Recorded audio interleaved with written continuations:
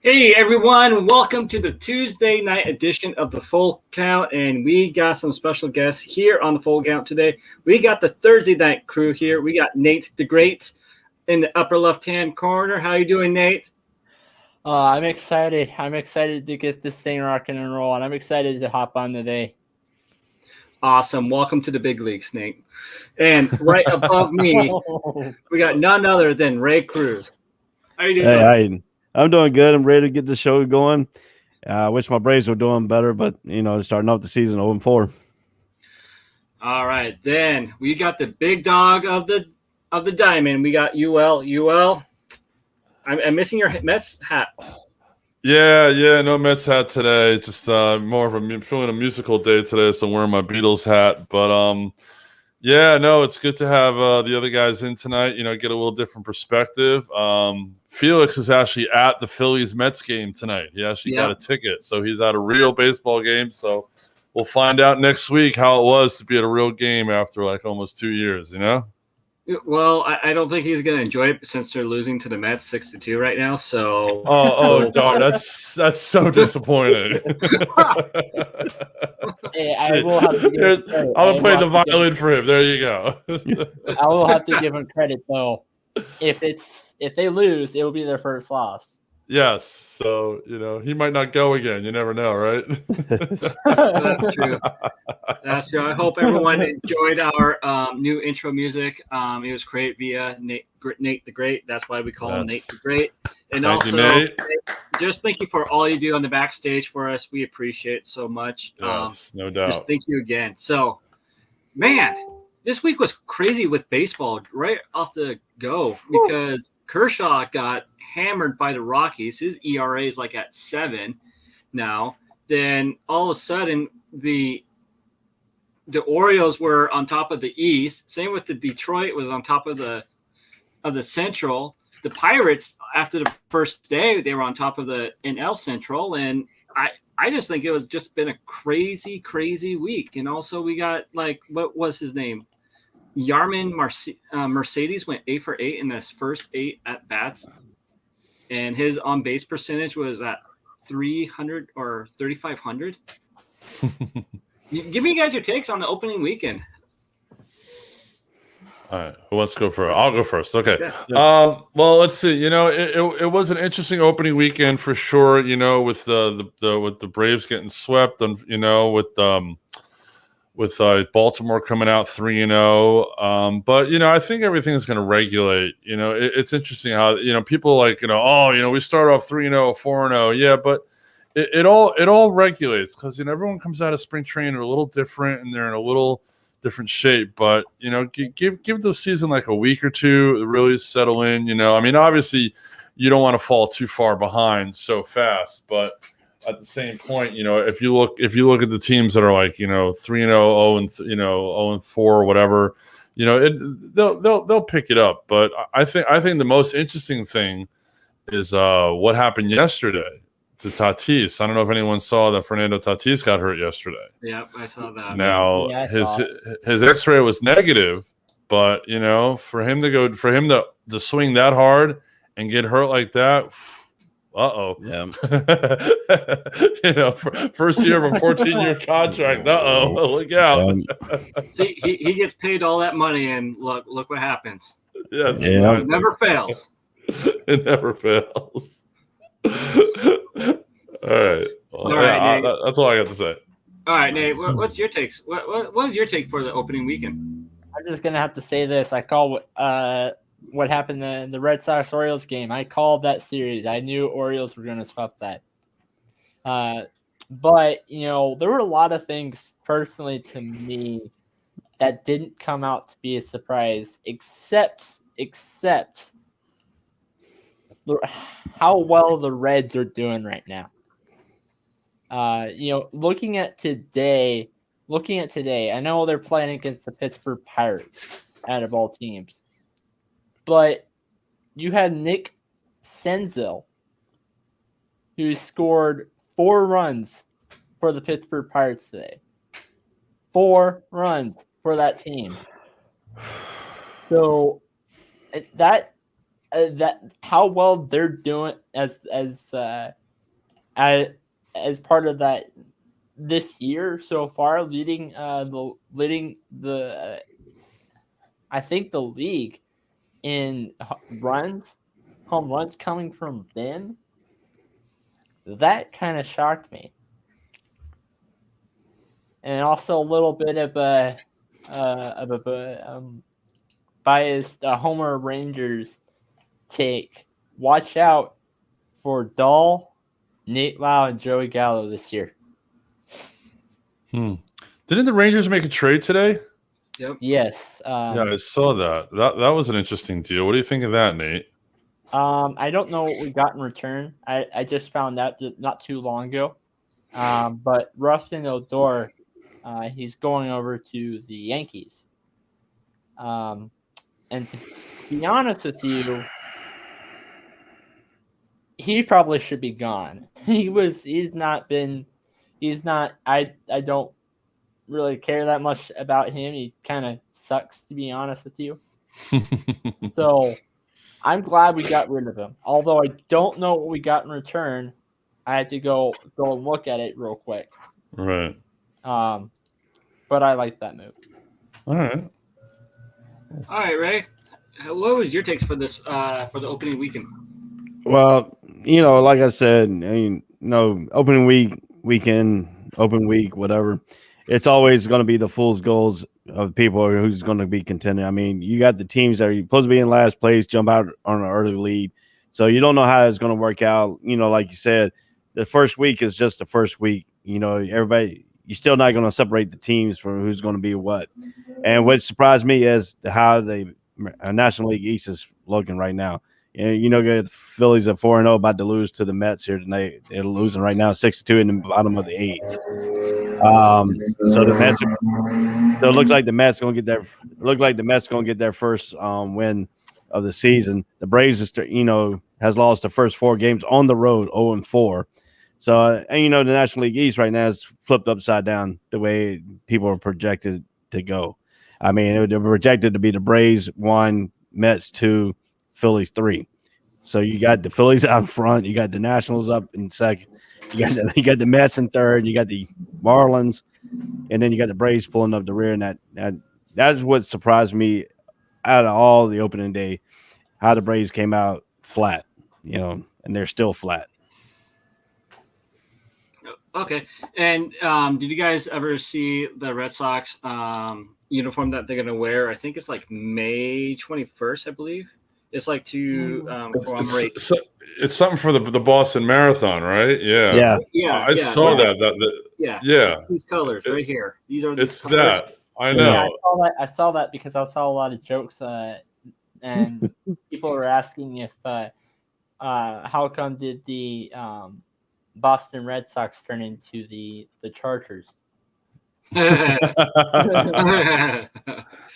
yeah, that's gonna look really weird on them. I'm sorry, just for them to be playing in those jerseys. This is gonna be very, very odd to see them in blue and yellow. I mean, I don't know. I mean, but it's a marketing ploy, as we all know. That's what they do. They market these jerseys. They're trying to sell more gear, So yeah. Yeah, and Boston actually made the record books on their 3 losses against the Orioles. I think this was like the first time since 1948 since Boston got swept on the opener weekend at Fenway Park. Wow. So that I thought that was a cool stat right there. And also Ohtani, man, he's an animal. I mean, he came to since 1978, he became the first AL pitcher to hit a home run in a AL or American League game, and also he was the first pitcher in modern day era also to be in a second slot right there. Mm-hmm. And he broke another record. It was he pitched the fastest pitch of the season. Yes, the season's still young, and also his exit velocity on his home run was the fastest as well with that. So, Ray, I just want to go with you on that one. What do you think of those couple of records right there? Well, you got to think about it. He's coming from the Japanese league where their tremendous baseball players over there. They have to do everything. They have to hit. They have to pitch.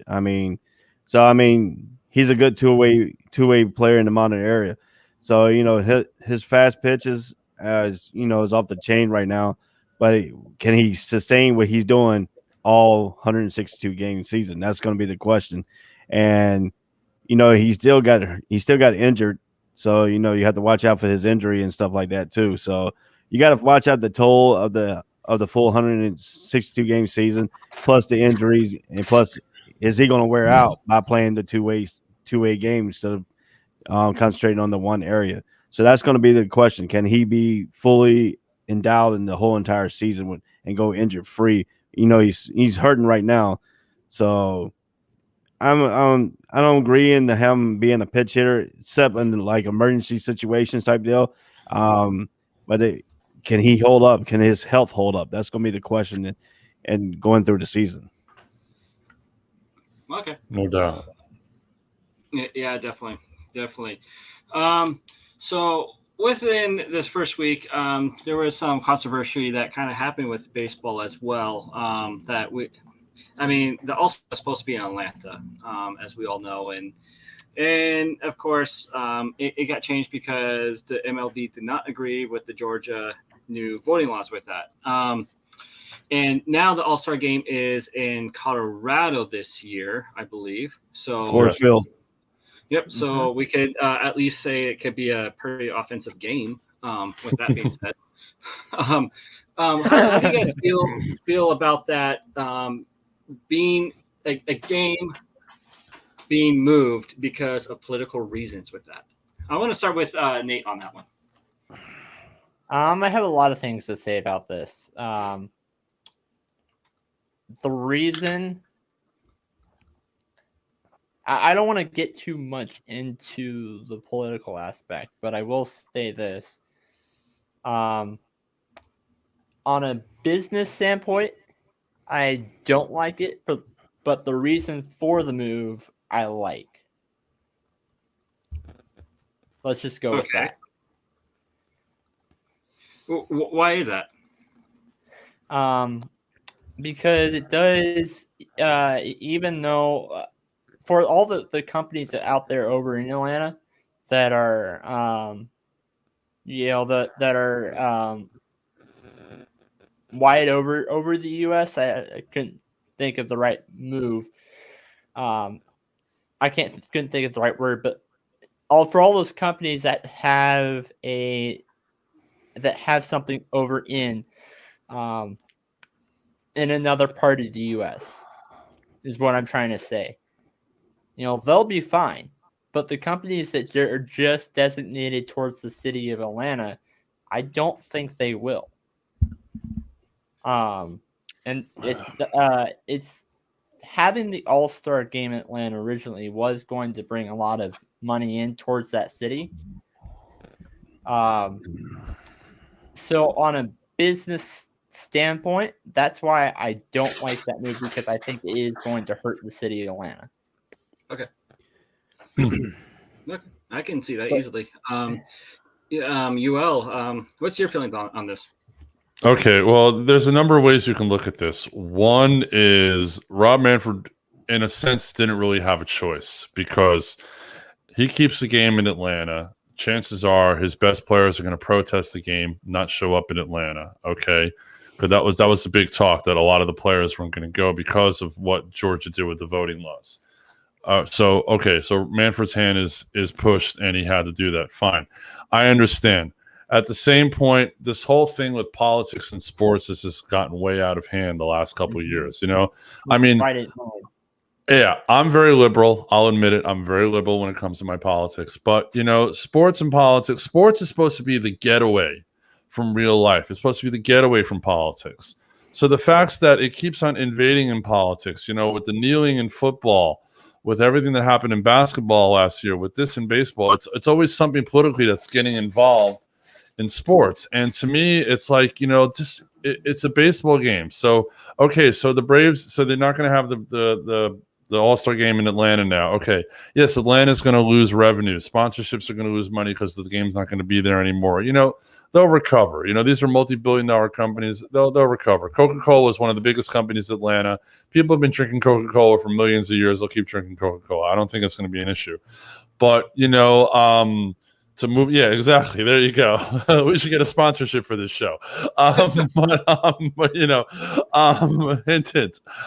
Yeah, but and then to move it to Colorado, well, I mean, that it's essentially, if you think about it, you're going from a very conservative state to a very liberal state, because Colorado, has very liberal laws about marijuana and all these other things. So, again, it's politically motivated, if you ask me, because you're going from one end to the other, and then if you're going to go that route, well, then okay, then what about the Atlanta Braves, the Indian thing? The Indians are changing their name after this season we've talked about. So then you can go down that road. There's so many ramifications here. I mean, as I said, I think Manfred's hand was forced. But at the same time, just stay out of the politics in sports. We want to go to a ball game. We want to just relax. We want to watch a ball game. I don't want to hear any of this BS about, this and that. There's enough of it. There's tons of news stations. It gets jammed down our throat. Just let me watch a baseball game. So, yeah, let's just watch the game. I agree with that when they were there. Ray, what's your take with regarding that situation with the All-Star game? Well, the big thing everybody hasn't mentioned so far, we mentioned about business, we mentioned about politics. How about Hank Aaron? How about the death of Hank Aaron? This would have been a good spot to celebrate his treatment to baseball, to all the Braves fans, to everybody. And you're not talking about politics. You're talking about an African American man who dominated this game, who was the home run king until Barry Bonds broke it. You're talking about politics and getting in the way.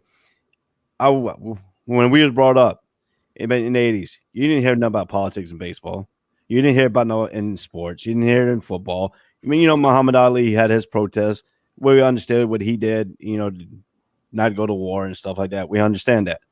But if you look at it, they still going to come to Atlanta. They still got to come to play the Braves in outside Atlanta. They still going to put baseball. Going to still have to come there. Players who wants to protest the All-Star if it was stayed in Atlanta, they still got to come and play the Braves in Atlanta. So they still got to come there. What are you going to do? You're going to force the Braves to leave Atlanta for the whole entire year, right? Because of this. I mean, you still got to come. You're still going to have to come to Atlanta. So why are you changing the game? Why is everybody, these political beings, getting involved? Sports is not like that. Sports was supposed to take you forward for the 2 hours in basketball to play a basketball game. That's supposed to take you away from your real life, get you involved in something else, keep your mind, keep your health. Now you're getting politics thrown down into sports, and you're going from one state to another state. That's politics, or even the Democratic side. But I mean, you got to look at it this way. You got these players. You got the young generation who's getting involved in the politics, and that's what it's now turning into. If they want to hear their voice and stuff like that, just think about guys in the military. We can't talk about politics. We can't talk about nothing like that. We can't wear any supporting them. For the president, we can't even do that. We can't even support our parties. We had to be biased. What's going to happen there? I mean, if you got to talk about baseball players, you keep your politics out of your job. That's basically what it's supposed to come down to, and it doesn't do that. And you got sports. It's going all through the realm of sports, going through football, basketball. You barely, hear it a little bit in hockey. I mean, hockey doesn't stay in that politics realm. But, I mean, you got to understand, if you're going to take the All-Star game out of Atlanta, why don't you just take the Braves regular season out of Atlanta? Yeah, exactly. Yeah, you nailed it right there, Ray. Like, okay, you're taking this game out of Atlanta now. What about the Braves? I mean, that's where I'm at. And Manfred also has he's a member at the Augusta, at the country club down there as well. So right. I don't know how that is going to play out. But do you guys agree, since Ray brought up Hank Aaron,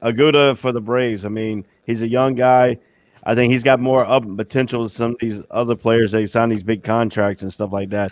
But I think he might be the next. He's going to be the next. I know he's going to be the next superstar for the Braves. I don't know if he's going to be the next superstar in baseball itself, but for the Braves, I think he's going to be on that same moniker as Chipper Jones. Okay. All right. Nate, what's your take on Jason Hayward, and who do you think is going to break out or be the next big thing?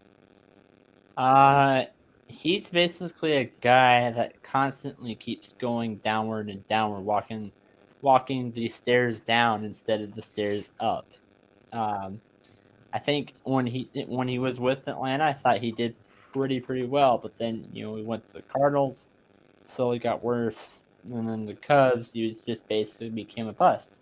I completely agree with that statement. Okay. All right, we're gonna go to UL on your takes on Jason Hayward and who could be the next big thing. Okay, well, if you look at Jason Hayward's stats, and I'm looking at them right now, okay, he has career 151 homers, 602 RBIs. His career average is where'd it go? Shoot, 261. That's not that good. That's not that good. I mean, he had his first year in Atlanta, he hit 277. And then he had one this year in 2015 in St. Louis, he hit 293.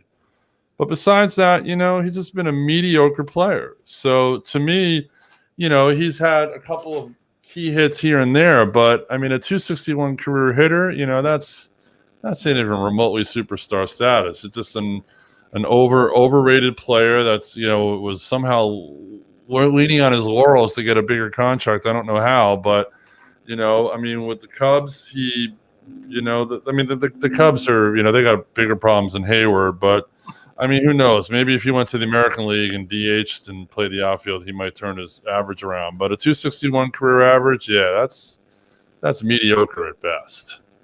And as far as an up and coming star, well, I mean, there's a number of one. Acuna's really been making some noise. Juan Soto, though, is just he is so young and has got such a great skill set. Tatis, if he hopefully just has this little injury, that'll be that. He'll probably have a decent year. In the American League, the kid, the Gleyber Torres for the Yankees is definitely an up and comer. Going back to the National League, Pete Alonso is definitely an up and coming star there. I mean, I'm more of a National League guy anyway, so that's how I kind of look at things. But even the Royals have a couple of, Whit Merrifield is a definite, got to watch out for him in the next couple of years. I think he's going to grow as a player. And then, I mean, Mike Trout is the proven superstar. Mike Trout is the standard right now. So, I think if anyone can match Trout, it could be Soto, in my opinion. Wow, great minds do think alike, because I think Juan Soto could be the next great thing. Even I believe it was our last episode that we had on the Tuesday Night Full Count. I even picked Juan Soto to win the National League MVP with that. Yes, you did.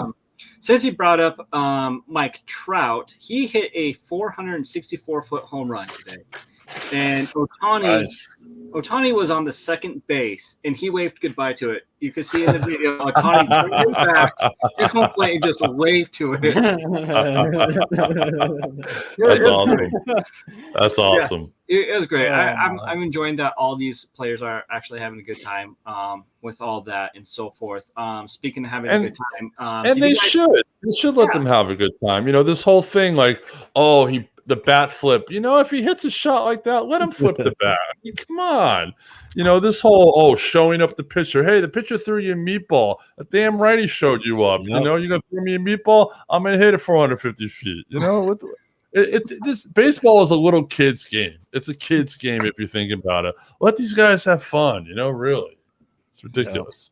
Yeah, and speaking of having fun, did you guys see the brawl with the Cardinals and the Reds with Nick Castellanos and Woodford for the yeah. Yeah, the A little retaliation. A little That bit. was classic. I mean, I knew something was going to happen when he was like skipping down first base line, flipping the bat. Nick Castellanos, I think. Cassie, is it Castellanos. Castellanos? Yes. Castellanos. So did you guys ever watch his post game interview? No, what did he say? What did he say? Oh, he was like, he was talking and he's like, yeah, when I got hit, I asked Molina, was that intentional?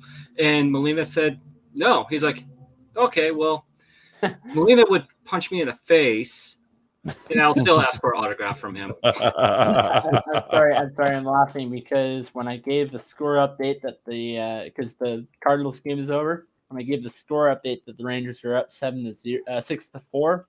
Excuse me, wrong game. 6-4 over the Blue Jays. The Rangers just scored again. Right when I was typing this, so well, you better put up the Mets final when they win because they're almost going to win. So we do that. I mean, the Mets are winning 8-2 in the top of the ninth. Yeah, so hopefully their bullpen won't blow it like they did last night. I mean, you hope 6 runs. I'll mention it, but I won't make it a banner. All right, sounds good to me. So my question with this game, because we know Felix is at the game right now, and did you guys watch the intro video? Did you see Felix's face? Yes. Do you think when he got those tickets, he was like that? I'm sure. I know if I got tickets, I would have been excited too. You know, Andrew, who's on Bring It with me, called me today. He's like, "Hey man," he goes, "once you get your second vaccination, you know, you want to go to a Marlins game?" And I'm like, "Yeah, man." So as of May 1st, we'll both be fully vaccinated. We're going to try to, you know, go to some baseball games. And I mean, the Marlins, it's social distancing every year anyway, so it's not even an issue. But yeah, I mean, we're definitely going to get down there and go to some games because, you know, why not? Yeah, why not? I went to a Marlins game 3 years ago, right when they got the new stadium. Yeah, and the tickets I got, I couldn't see nothing because I was sitting behind a pole. Oh, about the foul pole? You're sitting behind the foul pole? Yeah, I couldn't see nothing. And there's another one behind near home plate area. Right. But that's bad. You can't see nothing because people walk right in front of you. Well, so, I mean, now you could just what we do, and this is if you guys ever get down here to see a game, you should do this. We buy a ticket, like the cheap seat in the upper deck, and then we just go and sit wherever. And the ushers don't care because they know nobody's at the game. So, you know, we actually went once to a mid-afternoon game at the Marlins. If there was 1,000 people in the ballpark, it was lucky. So we sat like, you know, third baseline, 2 rows from the field. It was awesome. And we paid $10 for the seats. It was great. I during like late this upcoming late July. I will be going out of town to go over to Colorado. So I looked at the Colorado Rockies schedule because I wanted to go to we talked about going to one of the games, right? The Colorado Rockies. But during the time while we will be gone to Colorado plays all their away games. You should go to a stadium tour. You should do the stadium tour when you're there. Yeah, I'll talk to my dad about that and see what he thinks. Yeah, the stadium tours are great, man. You get all the inside stuff. You should definitely check that out. That'd be a lot of fun. And that is something that no team can lose at, like the Rockies. Right, exactly. Exactly. Or this game, apparently, because Colorado's up 3-0. All right, that's something. You were someone was talking about $10 tickets. Who was talking about $10? Yeah, the Marlins. Yeah, they're $10 tickets. Even on StubHub and like, you know, all those places, it's $10 tickets right now. Yeah, so I looked up the Mariners in the nosebleed at the very, very top. It was like $57. Wow. And on StubHub? On StubHub, yep. Okay. And the way they're doing it is you have to buy like 4 tickets as a group, so that's how they do their social distancing, since the Mariners don't need it. I don't know why they're doing it, but so that's how they're doing it. It's like $57 per seat, and you have to buy 4 of them as a group. Oh, they're doing it in pods and seating pods, right? Okay. Right. And also I was watching the Mariners game, and the announcer says, "Well, this is the best wave I have seen in over a year because the cardboard people didn't do a very good job at it. So that Wow. was pretty good. What are your guys' thoughts on, since we actually saw it a lot already, your thoughts on the extra innings rule with this player on second base? Nate, I want to go with you. I see that head going back. I hate it. It hasn't happened to my team, thankfully, but I hate it. I hate it so much. I saw the season opener for the Braves and the Phillies, and I like exactly stealing words from what J-Mac said.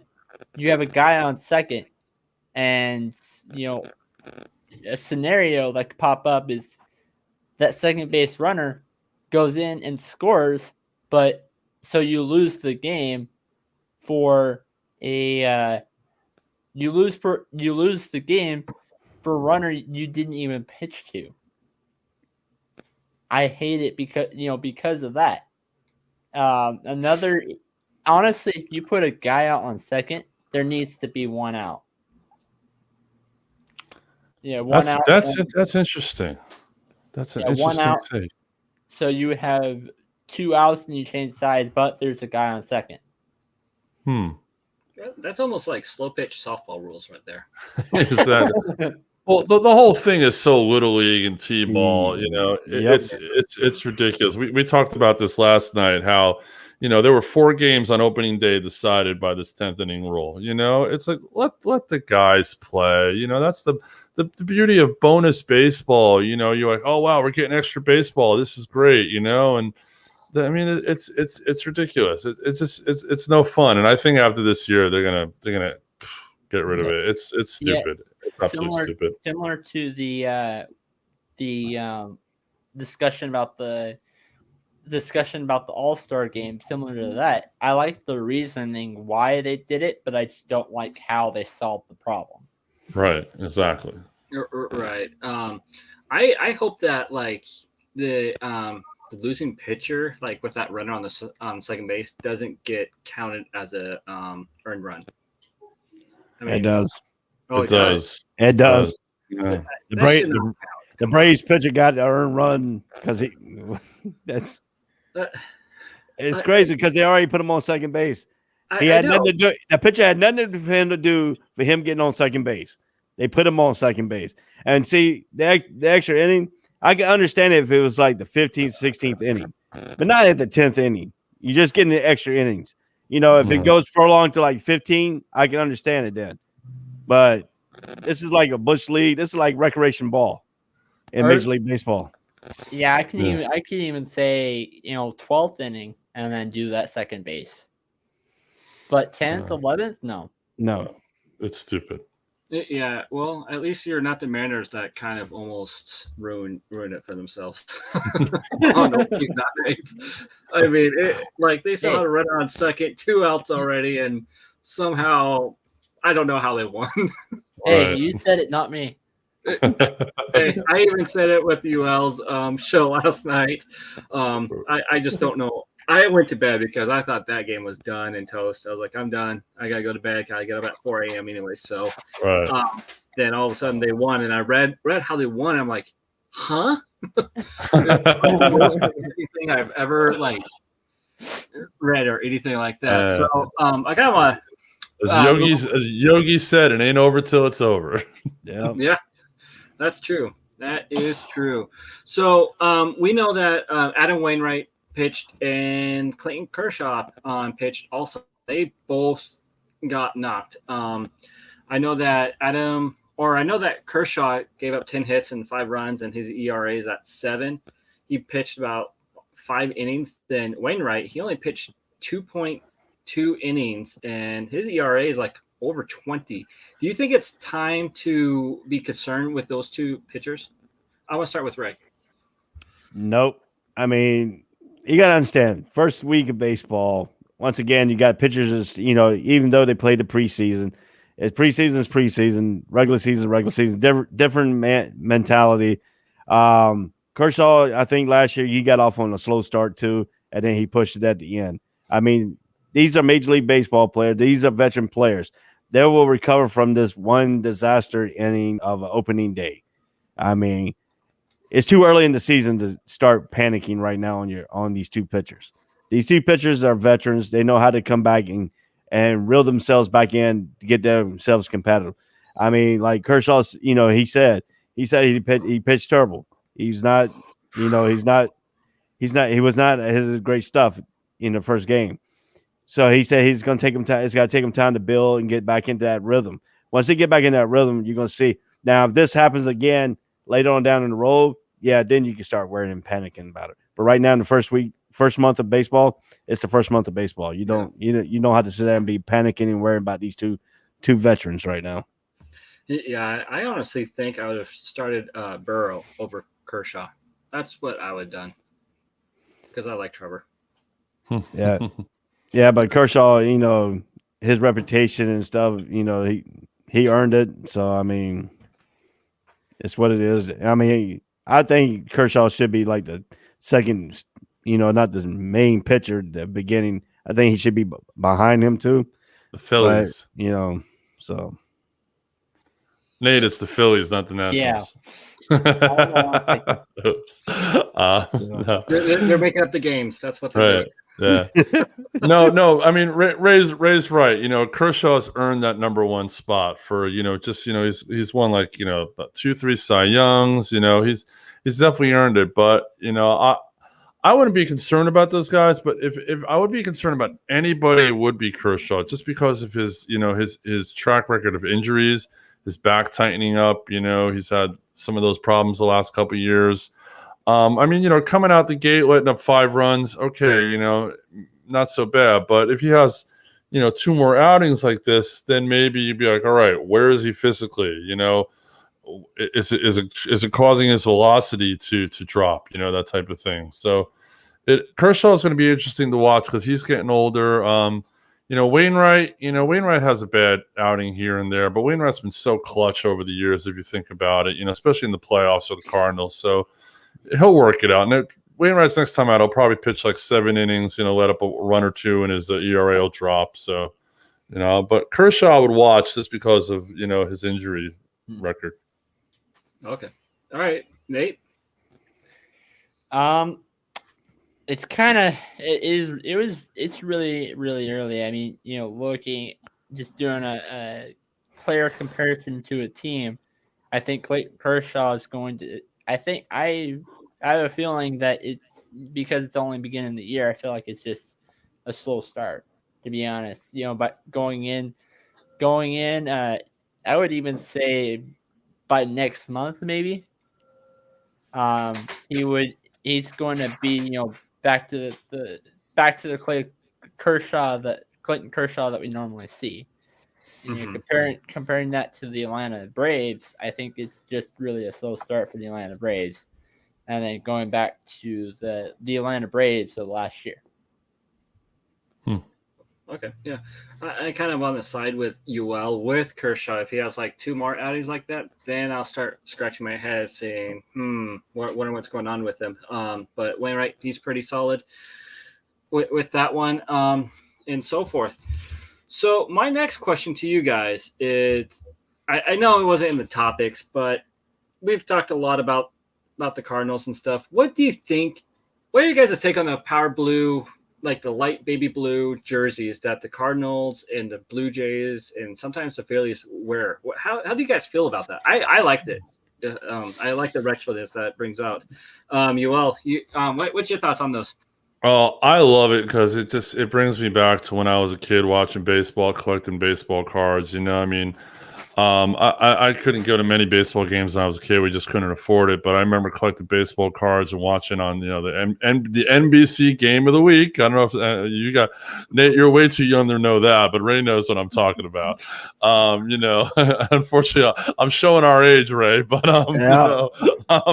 but yeah, I remember collecting baseball cards and all those guys wearing the light blue jerseys. And I thought it was cool because the road teams always wore these gray jerseys. So I thought it was cool that they had like the light blue as a different color, something different. And I'm glad they're bringing those retros back. It's kind of cool to pay tribute to those olden days. The Brewers wear their old Brewers jerseys from the 80s sometimes, and that's cool. I know the Mariners sometimes do a throwback jersey. Even the Rockies, I know sometimes go back to the jerseys from their first season, with the purple vests and all that, So yeah, it's I like when they do that. It's cool to see, it just brightens up the screen a little bit, it doesn't make it that dull gray and white colors, it's something stupid, but it's fun to see a little bright color on the screen, and to see your team in the old jerseys. So yeah, I like it, man. More light blue jerseys for everybody. Okay. You mentioned baseball cards. Were you one of those ones that put the baseball cards in their bike spokes? I did when I was really young, and then my dad said, put them in a book. So I put them in a book, and I actually have them still in my garage. And one day I actually need to figure out if they're worth anything, because I've got a lot of stuff from like the 80s and the early 90s. So I got to figure. I know there's been a resurgence of a baseball card thing now. So I might be sitting on a gold mine in my garage. I have no idea. What you got there, Nate? What is that? I collect cards as well. I mean. So this is all Colorado Rockies players, but I have several in the closet. So I know, all the cards that I've collected are back towards players towards the 90s. Mm-hmm. And I have some now, like I have an autographed Mookie Betts card. Oh wow! And I have like autographed for like 4 players that are playing for their teams like this year. So I have about like 4 autograph cards. But I know what you mean, when you're talking about going back to the older days. So that's when I'm just saying, like, I know what you mean by going back to the older days for that. So right. And to be honest, I kind of like it. I kind of liked it. When they said that they were going to do it, I wasn't sure at first what they meant until I saw a couple of photos. Because I kind of thought it was maybe a little bit weird to see the Cardinals in a baby blue until I saw the photo. Right. Yeah. I like the uniforms. So you still collect baseball cards? Oh yeah. Oh. Nice. I have more baseball cards for like players in the. I would go really the year range from like 1910s to the 90s. Wow. With a little bit of current, but not a lot. Did you get them in the store? Or do you find them on eBay? Well, they're more of hand down from family. Oh, nice. Maybe there's a Honus Wagner in there somewhere. Yeah, you got Honus Wagner. Nate's gonna be driving a Porsche, man. Look out!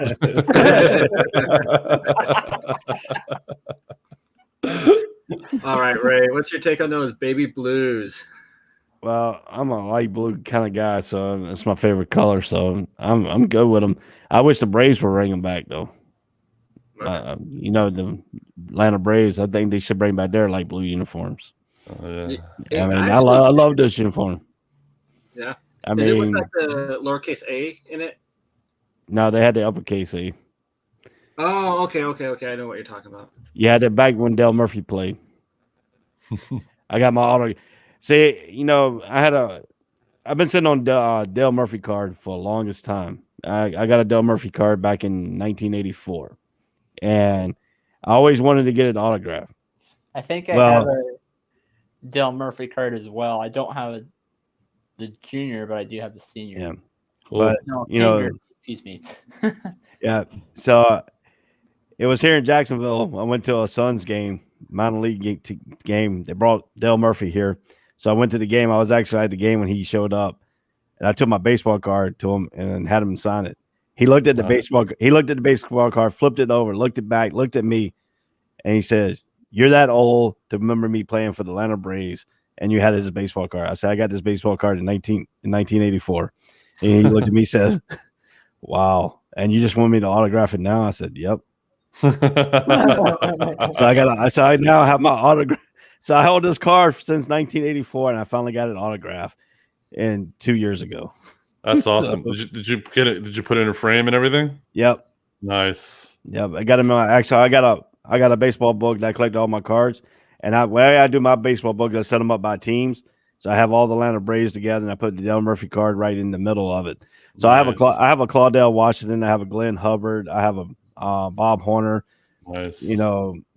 Bruce Benedict card. I have that. So wow. Yeah. That was when Joe Torre was managing them, man. Right? Yeah, I have a Joe Torre manager card. Oh, cool. That's really cool. In the light blue uniform. I got to take a look at my stuff maybe tomorrow. I'll take a look at that, see what I come up with. I actually, there's been a couple of people from like the Rangers back in the 80s that I collect. They actually, when I was playing, actually, I still play baseball. My first game of the season will be this Saturday. But back a few years ago when I was playing for a different team, there were a couple of people that came to watch our mini, quote unquote, I don't know if that's exactly how to call it, but quote unquote all-star game. There were like 4 or 5 Texas Rangers players that came over there, former Texas Rangers players, and I got their autographs on baseball cards as well. Cool. All righty. That's awesome. My favorite baseball card is a King Griffey Jr. card. He was wearing the Reggie Jackson jersey, number 42. I didn't understand why he was wearing 42. I thought it was like a misprint or something like that. I was still young. I still was getting into the hobby and stuff and into baseball as well. But it turns out he was honoring Jackson there. And also, I became such a collector that back in 2002, I begged my dad to buy King Griffey Jr. chocolate bars off of eBay. Wow. They sat in the freezer for 5 years. Wow. So, all right. So, moving along, we got. So Brandon Herrera is not with us today. But he sent me his stats. I don't know if you guys know, or Ray, if you know, that he does a crazy wild stat that stumps us every single time that he gives it to us. But so he actually has 2. So I'm just going to do one and save the other one for next week. So this happened to Kirk McCaskill. It happened only once, and I believe McCaskill was a pitcher. What do you think happened? Kirk McCaskill? What happened to him? He hit a grand. It has to do with outfielders. Yep. He a triple play, maybe. No. Maybe he went one of those crazy things where they brought the outfielder in to pitch for a batter and he went to play the outfield. No. All right, Ray, it's up to you. Trying to think here what he did. He's the outfielder. He was not an outfielder. It outfielders, but he was not the outfielder. He was not okay. He's not the one that actually hit a home run off a outfielder's glove to go over the fence, did it? No, that's not it, right? No. Famous giving up back-to-back home runs to the Griffeys. Junior. Oh, wow. Okay. He also played hockey. He was from Canada. Wow. All right. Well, that's pretty cool. All right. So now it is a time where we're going to do our Mount Rushmore. This time we're just going to deal with the left fielders. We're just going position. I thought about doing the whole outfield. And I'm like, no, I cannot do it like that because I have too many players on my Mount Rushmore with that. So, Nate, I'm going to start with you. You told me you had 5. Oh, What- yeah, but I was thinking it was the entire outfield. Oh, you can give your. Well, you're a guest on the show. I'll let it slide tonight. Okay, so my 5 are Babe Ruth. His Babe Ruth he was just a great player. Probably better than most people in his era. Number 2. I mean, my second guy that I had on there was Barry Bonds. Played for the Giants. He had his 5-year peak, 2000 to 2004. His muscles were kicking also. Yes, exactly. My number 3 also came from the Giants. He played back in the 60s. From 1961 to 1965 was his 5-year peak. .302 batting average, 660 home runs, Willie Mays. Number 4, the fourth guy I had on there was Hank Aaron. True story. Shortly after he passed away, I wanted to know more about Hank Aaron. So ESPN actually has a magazine. So most of the stuff that I know about Hank Aaron came from that ESPN magazine. His 5-year peak was from 1959, 1963. He was, an all-star in 21 consecutive seasons that hit at least 20 home runs every single year for 2 full decades. Also finished top 17 in NL MVP vote for 19 straight years. There's plenty of other reasons, but found that pretty fascinating. And my number 5, Stan Usual. Musial, yeah, Stan Musial played for him like 43 to 48. His 5-year peak was technically a 6-year window from Musial. Did not play in 1945 due to military service in World War II. So he did have like 5 seasons through 6 years, but the amazing thing is that he came back away from baseball and did not, he did not, even though he missed a year, it didn't show it. 1946, he became a National League. He led the National League in all 5 of those categories once again, winning the second NL MVP. 2 years there, 1948, he won his 3rd MVP.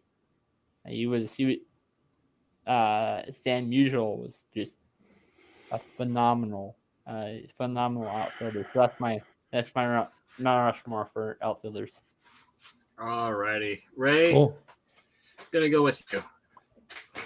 Okay, number 1 for my left fielder is Barry Bonds. His stats speaks for himself. I mean, his best season was 2001 when he batted .328. With 73 home runs, 137 RBIs, 177 walks. So I mean, Barry Bonds was my good. I mean, his defensive was 1.2 defensive, the WAR, and 11.9. So his outfielding was excellent. He was number 1 for that left fielder. Number 2, my left fielder is Ted Williams from Boston Red Sox. His best season was 1941 when he batted .406 with 37 home runs, 120 RBIs, 147 walks. But his defense, he had a tremendously good defensive accolades out in the outfield. Number 3 is also with the Boston Red Sox will be Carl Yastrzemski. Right. 1967, batted .326, 44 home runs, 121 RBIs. But his defense was 1.7 defense, and you know, he was tremendous out there in left field. He had a great arm. How about Ricky Henderson? You know, number 4. You know, he was fast as lightning. I mean, nothing would get by him. He's a great defensive player. I mean, his best season, he batted .314, 24 home runs, 72 RBIs, 99 walk. He walked 99 times. He was 93.93 on base percentage, 8.6 offense, but his defense was 1.5 through that walk. You know, the WAR. That's how they accolades their defensive percentage. I mean, he always threw people out, so it was hard to score on him from deep in the outfield. I mean, he hit his cutoff and get set. But my number 5 is Al Simmons from the Philadelphia Athletics, Chicago White Sox, Detroit Tigers, the Washington Senators, the Boston Bees, the Cincinnati Red, the Boston Red Sox. His best year was 1930. He batted .381, 36 home runs, 165 RBIs. But his defense, he ain't allowed nobody to score on him. He was a negative 0.2 on this defensive WAR. So I mean, his arm was candidate. So I mean, that's my top 5 right there for my left fielders. Alrighty, UL. Nice. All right. Well, yeah, this is tough because there was a lot of guys who played left, you know, who were just dominant players. I'm gonna go with Ted Williams. You know, his stats speak for himself. Carl Yastrzemski, another one, over 3,400 hits. You know, just a brilliant ball player. I'm gonna go with Ricky Henderson. Ricky was the man, you know, 1,400 stolen bases, 22, almost 2,300 runs. Can't beat that. And my 4th guy, you know, it's tough because, you know, you could pick a number of guys. You could pick Stan Musial, you could pick Billy Williams or Lou Brock. You know what? I'm going to go with Stan Musial. You know, as much as I like Lou Brock, I like the way he played the game, you know, Stan had 3,600 hits, over 1,900 RBIs, you know, more of a power hitter. Lou Brock was more of a leadoff hitter and kind of set the table for what Ricky Henderson became. So, yeah, let's go Ted Williams, Yastrzemski, Henderson, and Stan Musial. All right, so I'm just going to go with mine really quick because we have ran out of time with that one. I am going to go with Ted Williams because of what he did on the bases, and also I did a little research. If he continued to playing without the years of service, he would have probably been in the 700 club as well. I'm going to go with the speedy Ricky Henderson. I mean, he was great. Even in his late time of his career, I thought he was pretty great with that one. Next, I would go with the Babe because he did it on beer and hot dogs. I mean, you can't put him out. Then I'm going to do this one. I'm going to say Manny Ramirez because he made me laugh when he was out there going inside the Green Giant and so forth. Those are my Mount Rushmore right there. So we have ran out of time of the full count tonight. Catch our Thursday night full count on Thursday, and you'll see Nate the Great and Ray Cruz on that show as well. Also with Greg as well. So check them out. Thank you for watching tonight, and I hope you guys all have a good night. And lastly, UL, you got 30 seconds? Whatever's on your mind. You're on mute. On mute. You're on mute. You're on mute. You muted yourself. Okay, And sorry. 30 Seconds ago. Okay, Mets win 8-4, first win of the year, although our bullpen really sucks, so we need to improve that, but we can score runs. Yay. Okay, good. All righty. All right, Nate. 30 seconds. What's on your mind? Rangers win. Second game of the year. And like I said earlier, to a couple of people, watch out for David Dahl, which, by the way, we got him in the Elvis Andrus trade. Even though Rangers lost that trade, watch out for David Dahl. And also watch out for Nate Lau. That's all I had to say. All righty. There's Nate and Ray. Give me your 30 seconds, whatever is on your mind. Well, the Braves started out 0-4 so far. Don't count them out. Slow start always. They will be in the playoffs. and they're still my world champions. Alrighty. Mariners are down 3-0 in the third inning, so that's all I got already. So, with that being said, thank you for joining us. See you next week on another edition of the Full Counts.